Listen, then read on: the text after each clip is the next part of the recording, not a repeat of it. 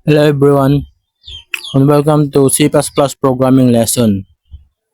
In this video, I'll be explaining that the three topics that Search gave us to us, or it allows us to pick three topics.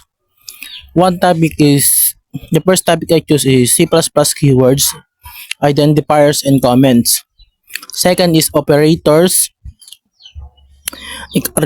operators arithmetic, assignment, relational and logical.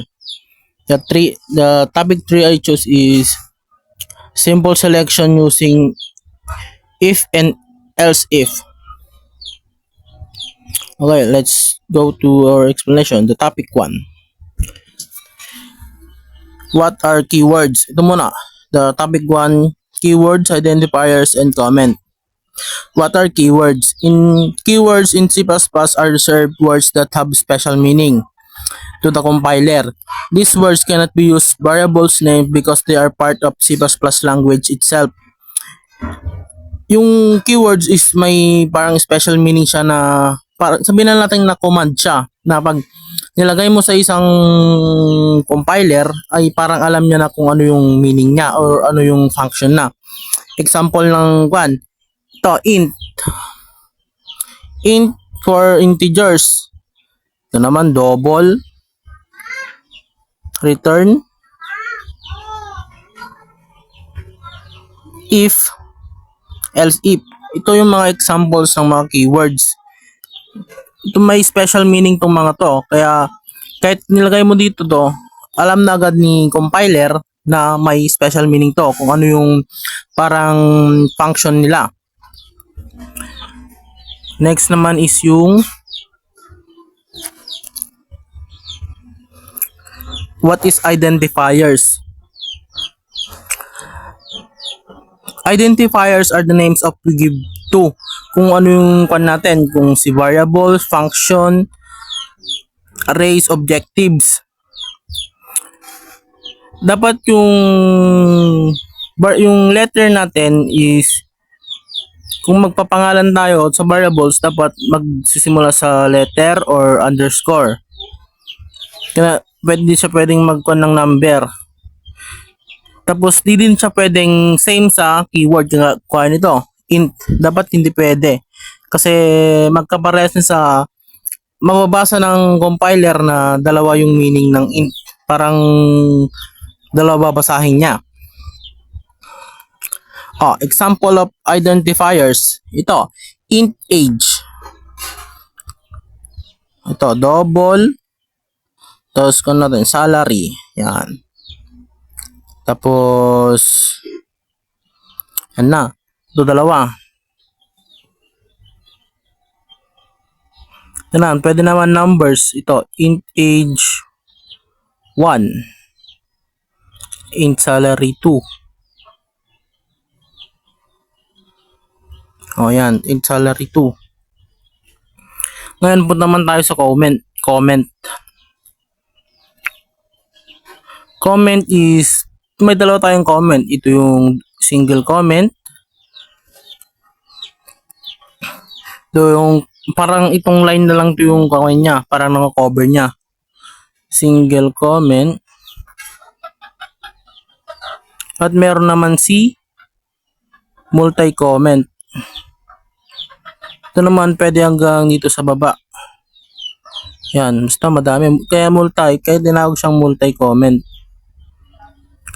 Yan. Ngayon, mag-example naman tayo ng buo. Siyempre, in-explain na natin kung ano yung mga function nila. Mag-example tayo para mas lalo nyong maintindihan. Ito na, int main age is equals to 20. Yan. Ito, yung integers. Integers is whole number, di ba? Sabi ko.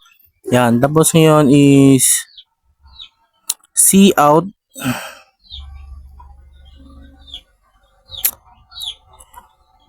age.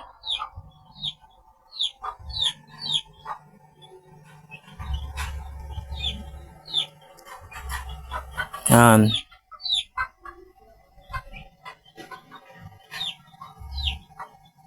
Yan, naintindihan ba guys?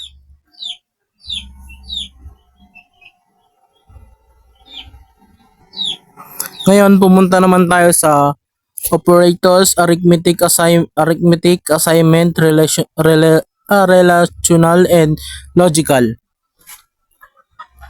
Operators are symbols that performs operations on variables value. Arithmetic operators use ito. Mag-example tayo ng arithmetic operators. Is plus, minus, times, divide, tapos modulus. Yan. Ito naman yung next is yung assignment operators. Ito yung ano din, mag-comment tayo. Mag-comment. Arithmetic. Yan. Arithmetic. Mali pa. Yan, arithmetic. Tapos ito na arithmetic operators. So, operators. Yan. Tapos ito naman nasa baba niya is yung assignment operators.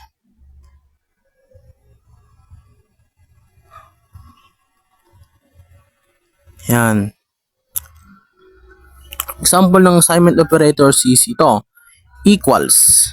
Example nito, x is equals to 5. Next is naman is yung plus equals. Example nito is x plus equals. Yan. Paano tayo? Kunyari si x is equals to 5 yan. Sabi ko ulit ito.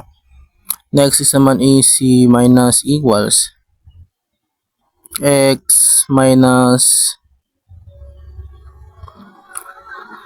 yan. Ito po yung assignment operators. Ngayon naman is yung relational operators. Comment mo na pala. Relational operators. Yan, relational operators. Ito naman yon, equal to, not equal, greater than, less than, greater than or equal to, less than or equal to. Yan, ito naman yung relational operators. Ngayon, yung last is logical operators. Logical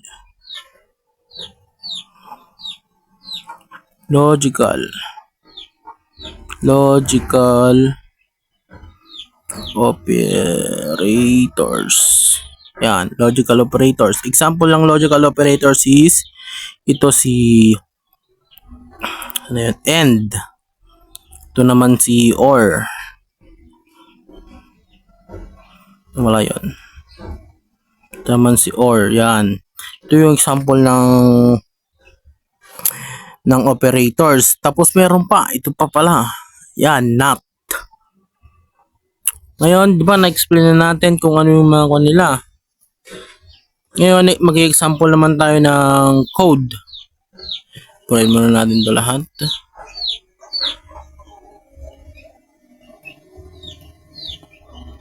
Kasi pinaglalagay natin. Yan. Ngayon, gagawin muna tayo ng code para mas lalo nyo maintindihan. Int a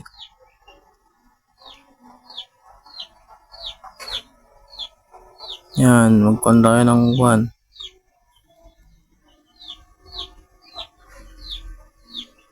equals 15, sabihin natin. Yan, cout. Ito yung addition. Addition.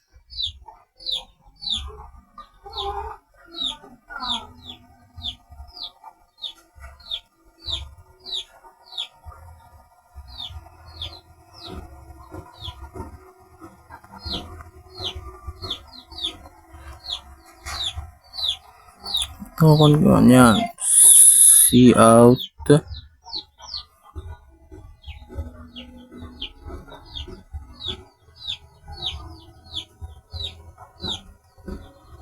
C out. Ito naman yung multiplication.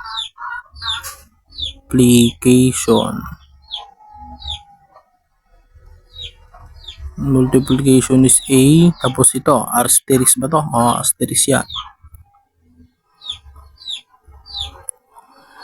Yan.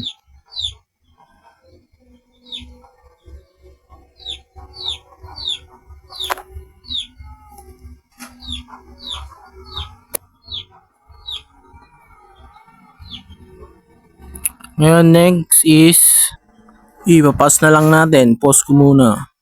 Ito na. Tapos na. Diba sabi ko kanina, addition, multiplication, division is arithmetic.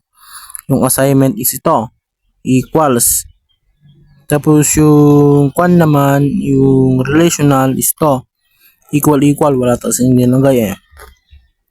Pero yung assignment meron yung arithmetic operators, yung logical wala. Pero okay lang yan. I-run na natin. Ayos lang natin. Ayos na natin. Run na natin ulit. Yan. Addition, multiplication, division. Reminder is wala. Ayun na. Next na is naman yung last topic natin, which is simple selection of if and else if. Ayan. Yung if is a condition where true or false ba yun? Or one condition. Yan, if is condition. Yung condition to. Condition.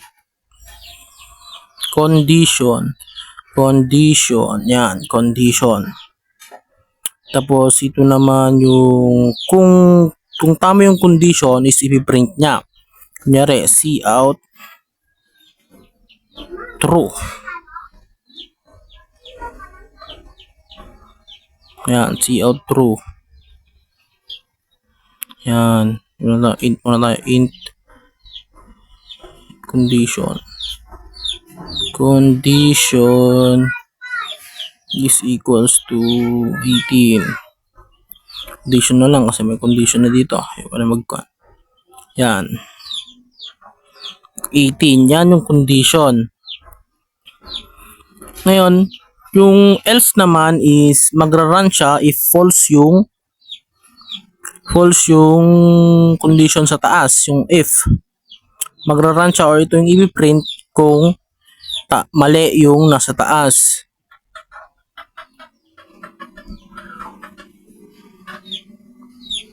Yan.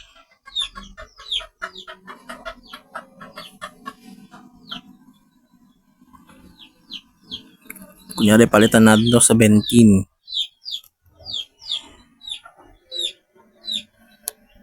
Yan. At ang lalabas dyan is generated error kasi wala tayong code. Yan. I-run natin. Maglalabas dyan is yung false. But false kasi false yung nasa taas. Hindi siya 18. Kaya bumaba siya dito sa false. Ngayon, pag sinabi itong 18 na to is magra-run yan. Syempre true na. Thank you guys. Yun lang topic natin. Kung naintindihan naman, please subscribe to my YouTube channel.